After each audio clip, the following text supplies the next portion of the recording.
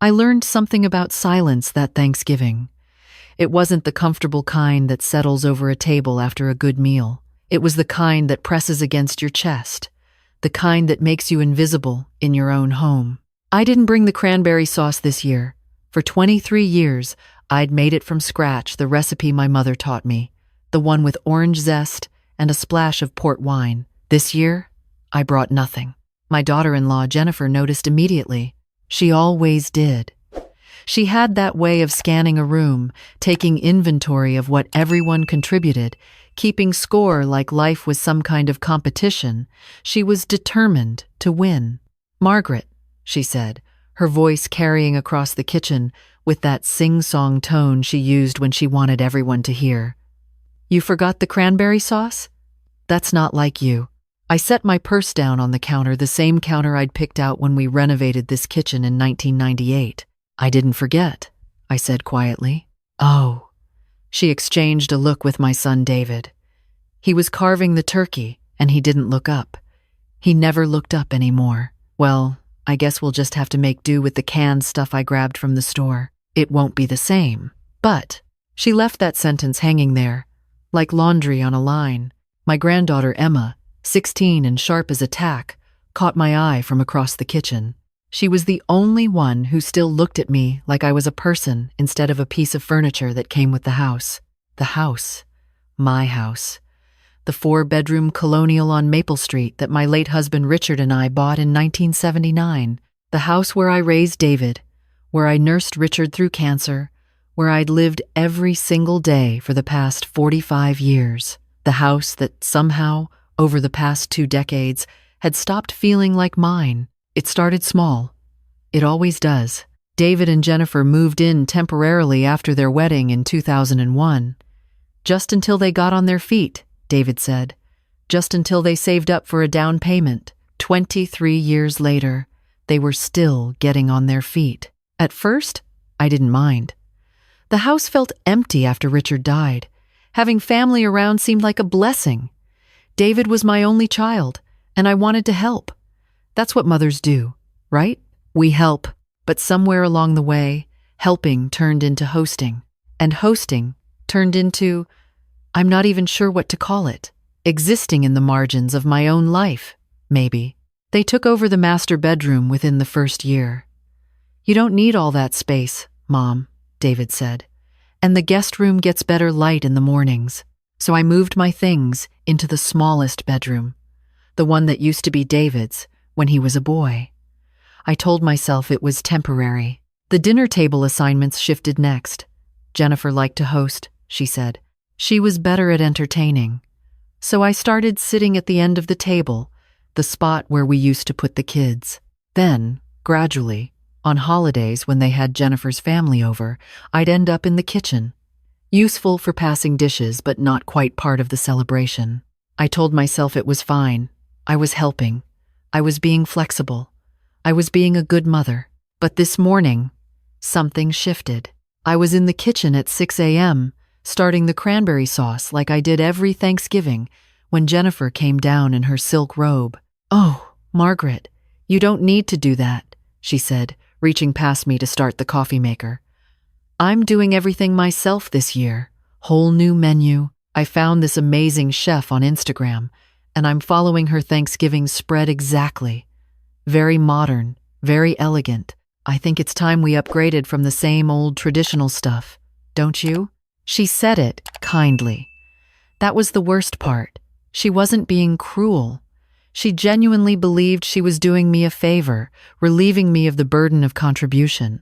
She didn't understand that those contributions were the only thing that made me feel like I still belonged at my own table. I turned off the burner. The cranberries sat there in the pot, not yet simmering. "Of course," I said. "Whatever you think is best." "You're such a good sport, Margaret," she said, kissing my cheek. "Why don't you just relax today? You've earned it. Earned it. Like I was being given a day off from a job I'd applied for, rather than being phased out of my own family traditions." That's when I made the call. The one I'd been putting off for 6 months, ever since Emma mentioned something she'd overheard in the hallway. Something about David and Jennifer talking to a realtor about the house's value. Something about my name not being on any recent mortgage refinancing papers. Something that made my stomach drop. Robert Hutchins had been my accountant for 30 years. He'd helped Richard and me with our taxes, our retirement planning, our estate documents. He picked up on the first ring. "Margaret," he said warmly. "Happy Thanksgiving." "Robert, I need you to come to dinner today," I said, "and I need you to bring the property deed, the original one, and the trust documents we set up in 2002. There was a pause. "The trust that holds the house? That's the one. Margaret, is everything all right?" I watched through the kitchen window as David helped Jennifer hang a new wreath on the front door. The front door that I'd painted sage green in 1987, that I'd opened 10,000 times, that I'd watched Richard carry David through as a newborn. "It will be," I said. "Can you be here at 2? "I'll be there at 1:30, Robert said. "And Margaret? I'm glad you called." The dinner was beautiful, I had to admit. Jennifer had outdone herself. The table looked like something from a magazine, all white and gold, with place cards in calligraphy and tiny pumpkins at each setting. There was no place card for me at the main table. "Oh, Mom," David said when I hesitated in the doorway. "We're doing a kids' table in the kitchen this year. Emma's going to sit with you. We just have room for 8 at the dining table, and with Jennifer's parents and her sister's family." "Of course," I said. Emma squeezed my hand as we walked to the kitchen together. "This is bullshit, Grandma," she whispered. "Language," I said automatically, but I squeezed her hand back. We could hear them from the kitchen. The laughter, the wine being poured, the clinking of glasses. Jennifer's mother's voice carried particularly well. "You've done such an amazing job with this place, Jenny. It's like a completely different house from when Margaret had it." Had it, past tense, like I was already gone. Emma's jaw tightened. "Grandma, why do you let them—" "Eat your turkey, sweetheart," I said gently. At exactly 1:30, the doorbell rang. I was already standing, already moving toward the front door, before anyone else could react. Robert stood on my porch, briefcase in hand, looking every bit the professional in his navy suit. "Margaret," he said with a small smile. "Robert, thank you for coming." I spoke loudly enough for the dining room to hear. "Everyone, this is Robert Hutchins. He's joining us for dessert."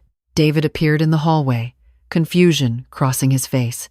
"Mom, we didn't set a place for—" "That's all right," Robert said smoothly. "I won't be staying long. I just need to discuss some property matters with Margaret. And, well, with you, David. Since you're residing at the property in question." Jennifer's face appeared behind David's shoulder. "Property matters? On Thanksgiving?" "I apologize for the timing," Robert said, his voice professional but firm. "But Margaret felt it was important that certain things be clarified today. May we sit down?" We moved to the living room, my living room, with the fireplace Richard and I had saved for, with the built-in bookshelves I'd spent 20 years filling, with the bay window that caught the morning sun just right. Robert opened his briefcase with deliberate care. "David, Jennifer, I need to ask you something. In the 23 years you've lived in this house, have you ever paid rent?" David blinked. "Rent? This is my mother's house. I'm her son." "That's not what I asked," Robert said gently. "Have you contributed to the property taxes? The homeowner's insurance? The mortgage payments before it was paid off in 2015? Jennifer's voice had an edge now. "We've contributed. We buy groceries. We pay for utilities sometimes. We've done renovations. Renovations that you chose and that increased your own comfort," Robert noted, "but nothing toward the actual cost of maintaining the property itself. Is that correct?" The silence stretched. Emma had appeared in the doorway, watching with wide eyes. "I'm not sure why this matters," David said, and I could hear his father's stubbornness in his voice. "This is a family matter, not a legal one." "Actually, it's both," Robert said. He pulled out a document, the pages slightly yellowed with age. "This is the property deed for 427 Maple Street, purchased in 1979 by Richard and Margaret Chen." Upon Richard's death in 2000, sole ownership passed to Margaret Chen. That has never changed. He pulled out another document. This is the trust document, established in 2002. Margaret placed the house into a revocable living trust, with herself as the trustee. The trust clearly states that while Margaret may allow family members to reside in the property, she retains full control and ownership during her lifetime. Jennifer's face had gone pale. "What are you saying?" "I'm saying," Robert continued, his voice measured, "that Margaret owns this house, fully and completely. She has generously allowed you to live here for over 2 decades, rent-free. But some recent concerns have come to her attention." David stood up abruptly. "What concerns? Mom, what is this about?" I found my voice then. It was steady, calm, clearer than it had been in years. 3 weeks ago, Emma overheard you and Jennifer talking about refinancing, about how much the house was worth, about how, when I'm gone, you'd finally be able to access that equity. "Mom, that's not." "You were talking to a realtor," I continued, "about the market value, about whether to sell or rent out your house after you moved me into Sunset Gardens." Jennifer's mouth opened, then closed. Emma made a small sound from the doorway. "Sunset Gardens?" Emma's voice was sharp. "The nursing home? Grandma, they were planning to?" "Not planning," Jennifer said quickly. "Just discussing options. For the future. For when Margaret might need more care." "I'm 72 years old," I said. "I walk 3 miles every morning. I volunteer at the library twice a week. I manage my own finances, my own health care, my own life. The only care I need is the kind of care that comes from family who remember I exist." Robert pulled out another document. "This is a formal notice of occupancy termination. Margaret is exercising her right as property owner to reclaim full use of her home. You have 60 days to find alternative housing." The words fell like stones into water, rippling outward. "You can't be serious," David said, but his voice was uncertain now. "Mom, this is my home. I grew up here. My daughter is growing up here." "And whose home was it first?" I asked quietly. "Who chose the wallpaper in the hallway? Who planted the garden that you let die? Who paid every single property tax bill, every insurance premium, every repair cost for 45 years? "We're family," Jennifer said, and there were tears in her eyes now. "You're kicking out your own family?" "You made me eat Thanksgiving dinner in the kitchen," I said, and my voice finally cracked. "You took my bedroom. You took my place at my own table. You took my traditions, my recipes, my role in this family. You took everything except my name on the deed, and you were planning to take that too, weren't you? Just wait until I was too old or too sick to fight back. Move me into a facility and sell my home." "That's not fair," David said, but he wouldn't meet my eyes. Emma crossed the room and sat down next to me, taking my hand. "It's completely fair," she said fiercely. "You've treated Grandma like a ghost in her own house for years. I've watched it happen. And you didn't think she'd notice?" "Emma, this is between adults," Jennifer started. "I'm 16, not stupid," Emma shot back.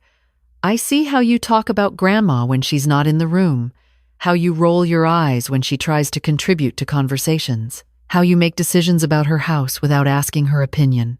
You act like she's already dead." The room fell silent. I could hear the kitchen clock ticking, the same clock that had been ticking in this house since 1983. Robert cleared his throat. "The 60-day notice is legally binding. I've prepared it according to Massachusetts tenancy laws. Given that no rent has been paid and no formal lease exists, Margaret is well within her rights. Where are we supposed to go?" Jennifer's voice was small now. "That's not my problem to solve," I said, and it felt like exhaling after holding my breath for 23 years. "You're both employed. You have savings you accumulated by paying no rent for 2 decades. You'll figure it out. That's what adults do." David sank into a chair, his face in his hands. "I can't believe you're doing this." I can't believe I waited this long, I said. Robert stood, gathering his papers. I'll leave these documents with you. Margaret has my number if you have questions. I'd suggest you start looking for housing soon. The rental market moves quickly. After he left, the house felt different. The air felt different. I felt different. Jennifer was crying openly now. We have nowhere to go. How can you do this to us? To Emma? Emma stood up, her voice clear. Actually, I'm staying with Grandma, if she'll have me. I looked at my granddaughter, this fierce young woman who somehow still saw me when everyone else looked through me. Of course I'll have you. Emma, you can't, David started. I'm 16. In Massachusetts, I can choose which parent I want to live with in a custody arrangement. I choose Grandma. She's the only one who actually treats me like a person anyway, Jennifer gasped. That's not true. We love you. Love and respect aren't the same thing, Emma said. Grandma taught me that. She shows respect even when you don't. She deserves better than eating Thanksgiving dinner in the kitchen while you sit at her table and plan to steal her house. We weren't stealing, David tried. You were planning to put her in a nursing home and sell her house without asking her, Emma said flatly. What do you call that? The silence that followed was the loudest sound I'd heard in years. David finally looked at me. Really looked at me. Maybe for the first time in a decade. Mom, I'm sorry. I didn't realize. You didn't realize I was still here, I said. You didn't realize I could still hear, still think, still make my own decisions. You started planning my life like I was already incompetent, like I was already gone. That's not what we meant to do, Jennifer whispered. But it's what you did, I said. And I'm done disappearing in my own home. They left before dessert. The house felt enormous and quiet, and mine again. Emma and I sat in the living room as the sun set, the autumn light streaming through the bay window, turning everything golden. Are you okay, Grandma? She asked. I'm better than I've been in 23 years, I said honestly. I meant what I said. About staying with you. I squeezed her hand. I know you did. And we'll figure out what that looks like. But thank you, sweetheart, for seeing me, for standing up, for reminding me that I'm allowed to take up space in my own life. You taught me that, she said. You just forgot it yourself for a while. Maybe I had. Maybe I'd spent so long trying to be accommodating, trying to be the good mother, trying not to be a burden, that I'd erased myself in the process. But I was still here, still breathing, still standing in my own living room, in my own house, in my own life. The next morning, I made cranberry sauce. The whole recipe, with the orange zest and the port wine, exactly the way my mother taught me. I made enough for a week. Emma came down and watched me cook, sitting at the kitchen counter like David used to when he was small, before he grew up and stopped seeing me. Will you teach me the recipe? She asked. I'd love to, I said. And in that moment, standing in my kitchen with my granddaughter, I realized something important. I hadn't brought nothing to Thanksgiving after all. I'd brought clarity. I'd brought honesty. I'd brought boundaries. I'd brought myself back. And 2 months later, when David and Jennifer moved into their rental apartment across town, when Emma's things were settled into the room that had always been meant for her, when I walked through my house and every room felt like mine again, that's when I finally understood what I'd really brought to that Thanksgiving dinner. I'd brought the end of silence and the beginning of the rest of my life.